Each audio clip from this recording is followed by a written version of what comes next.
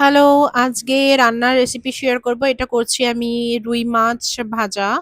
আজকে আমি ৩-৪ টে রান্নার রেসিপি শেয়ার করব। এখানে আমি সর্ষের তেলে রুই মাছটা ছাড়লাম, ছেড়ে ভাজা করব। রুই মাছের ঝোল করব। আর এখানে আমি বেগুন ভাজা করছি। বেগুনে নুন হলুদ মাখিয়ে ভাজা করছি। এখানে আমার মাছগুলো ভাজা হয়ে গেছে। আমি ছোট, ছোট ক্লিপ নিয়েছি। বেশি বড় করিনি, ভিডিওটা অনেক বড় হয়ে যাবে বলে। দেন মাছগুলো ভাজার পরে সেই তেলের মধ্যে সর্ষের তেল, সেই তেলের মধ্যে আলুগুলো লম্বা লম্বা করে কেটে আলুগুলো ভাজা করে নেব। দেন আমি ফুলকপিগুলো ডুবো ডুবো করে কেটেছি। মাছের ঝোল যখন ফুলকপি আলু এগুলো দিয়ে করি তখন একটু বড় বড় করে আলু ফুলকপিগুলো কাটলে বা ঝোলটা ভালো হয় খেতে। এখানে আমার বেগুন ভাজা রেডি হয়ে গেছে। এখানে মাছের ঝোলের জন্য আমি সর্ষের তেলে আমার ফুলকপি আলু মাছ ভাজা হয়ে গেছে। তাই এখানে সর্ষের তেলে আমি গোটা জিরে ফোড়ন দিলাম, শুকনো লঙ্কা ফোড়ন দিলাম। দেন এখানে আমার এই পেস্টটা দিলাম। এটার মধ্যে আছে তোমার টমেটো, আদা, কাঁচা লঙ্কা, এটার পেস্ট। আর এখানে আমি দিলাম জিরে গুঁড়ো, ধনে গুঁড়ো, হলুদ, কাশ্মীরি লঙ্কার গুঁড়ো, টমেটো দিয়ে এই মশলাটাকে আমি ভালো করে কষাবো। দিয়ে এর মধ্যে নুন দিয়ে দেবো। নুন দেওয়ার পরে মশলাটাকে ভালো করে কষাবো। কষানোর পরে এদিকে আমার তোমার বেগুন ভাজা করছিলাম, বেগুন ভাজাও রেডি হয়ে গেছে। দেন তোমার এখানে মশলাটার মধ্যে আমি দিয়ে দেবো ভাজা আলু আর ভাজা ফুলকপিটা।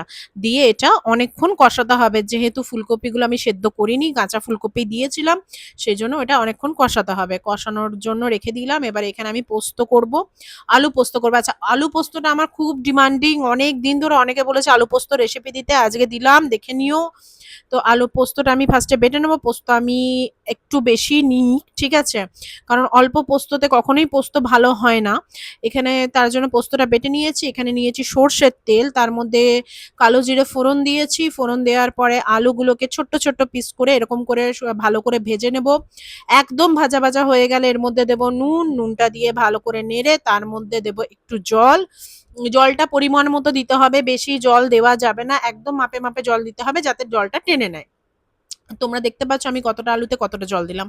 ঠিক আছে, গরম জল দেবে না, নর্মাল জল দেবে। তো দেওয়ার পরে এটাকে আমি বন্ধ করে একটু সেদ্ধ করার জন্য রেখে দেবো।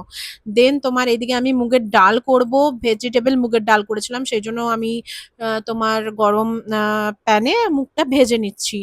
সোনা মুগ ডাল আছে, এটাকে ভেজে নিচ্ছি। ভেজে নেওয়ার পর এখানে আমার আলু সেদ্ধ হয়ে গেছে, জল শুকিয়ে এসছে।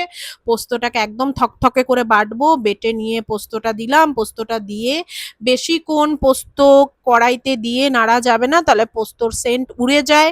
দিয়ে সাথে সাথেই আমি একটু নেড়ে ৫ মিনিট থেকে ৫ মিনিটও নয়, ৩-৪ মিনিট জাস্ট নাড়ি, ঠিক আছে।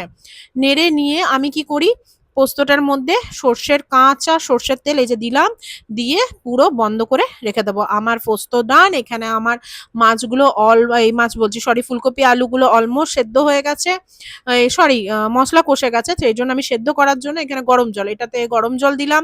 গরম জল দিয়ে আলু ফুলকপিগুলো এবার আমি সেদ্ধ হতে দিয়ে দেবো। দিয়ে দেওয়ার পরে মাছ একদম লাস্টে দেবো, নাহলে মাছ গলে যাবে। এখানে আমি মুগ ডালটা এখানে সেদ্ধ করতে দিয়ে দিলাম। এখানে আমি কড়াইতে দিলাম গোটা জিরে ফোড়ন, শুকনো লঙ্কা আর তেজপাতা। তেজপাতা এটা ডালের জন্য আমি করছি। তারপরে আমি দেব এখানে ছোট ছোট করে কাটা গাজর, ফুলকপি আর তোমার বিনস। বিনস দিয়ে এটাকে হালকা করে ভাজতে হবে, এটা বেশি ভাজা যায় না, তাহলে একদম ঘ্যাতঘ্যাতে হয়ে যাবে। হালকা করে নেড়ে চেড়ে ভেজে এটা আমি তুলে নেব। তুলে নেওয়ার পরে ডালের জন্য আমি নিলাম একটু আদা, একটু লঙ্কা আর তোমার জিরে, এটা ডালে লাগবে। আর এখানে আমার কপি আলু সেদ্ধ হয়ে গেছে। লাস্টে আমি মাছগুলোকে দিয়ে খানিকক্ষণ ফুটিয়ে তার মধ্যে একটু গরম মশলা আর ধনেপাতা দিয়ে মাছের ঝোলটা এবার আমি বন্ধ করে দেবো। আমার ফুলকপি আলু দিয়ে মাছের ঝোল রেডি।